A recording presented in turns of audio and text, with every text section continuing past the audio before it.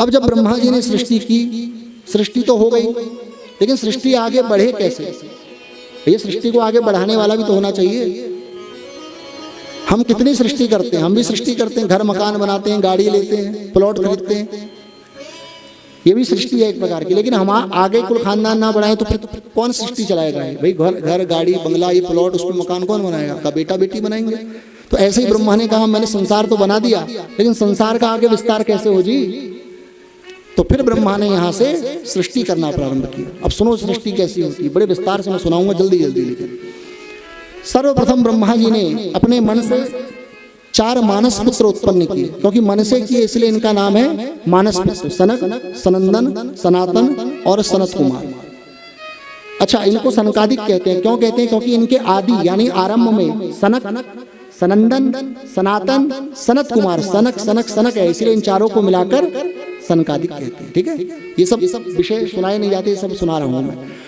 तो सनकादिक मुनीश्वरों से ब्रह्मा ने कहा कि बेटा ऐसा है, सृष्टि करो जाकर के। तान बभासे स्वयभू पुत्रान प्रजा सजृत पुत्र का, हे पुत्रों प्रजा का सृजन करो, तुम भी आगे प्रजा को आगे बढ़ाओ, जैसे हमने तुमको पैदा किया ऐसे तुम भी सृष्टि आगे बढ़ाओ। तो सनकादिकों ने कहा पिताजी ये बताओ हमें किसने उत्पन्न किया? तो ब्रह्मा जी ने कहा बेटा मैंने किया। और आपको? कहा मुझे भगवान ने किया। तो कहा पिताजी सबको उत्पन्न करने वाले जब भगवान है तो सृष्टि का ठेका हम क्यों ले? कई बार लोग ये बात कहते हैं अरे तुम विवाह नहीं करोगे। लोग समझाते हैं एक दूसरे को, प्रवचन देते हैं, ज्ञान कुछ नहीं है, लेकिन कहेंगे अरे ब्याह नहीं करोगे तो सृष्टि आगे कैसे बढ़ेगी? जब हम कहते हैं समझाते हैं अरे कहाँ तुम चक्कर में पड़ रहे हो, भजन करो भगवान का, तो कहते हैं अरे नहीं जी, अरे महाराज जी विवाह नहीं करेंगे तो ये सृष्टि फिर आगे कौन बढ़ाएगा? तो उत्तर सुन लो नहीं। सनकादिक क्या कह रहे हैं? पिताजी आपको किसने उत्पन्न किया? हमें किसने उत्पन्न किया? ब्रह्मा ने कहा मैंने। और आपको? कहा भगवान।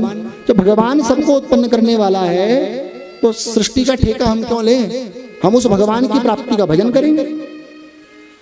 परंतु ये बात अलग है कि विवाह के बिना व्यक्ति रह नहीं सकता, तो इसलिए झूठ मूठ कहता है कि अरे विवाह नहीं करेंगे तो फिर सृष्टि आगे, खानदान कैसे आगे बढ़ेगा?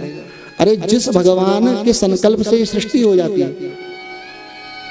तो तुम्हारे सृष्टि ना करने पर, तुम्हारा विवाह या संतान उत्पन्न करने पर क्या ना करने पर क्या ये संसार रुक जाएगा? संसार तो भगवान चलाने वाले हैं। तुम नहीं ब्याह करोगे तो कोई और करेगा। हैं? हिंदुओं के 2 बच्चे और मुसलमानों के भैया एक बीवी से 20 बच्चे, तुम नहीं करोगे तो वो करेंगे।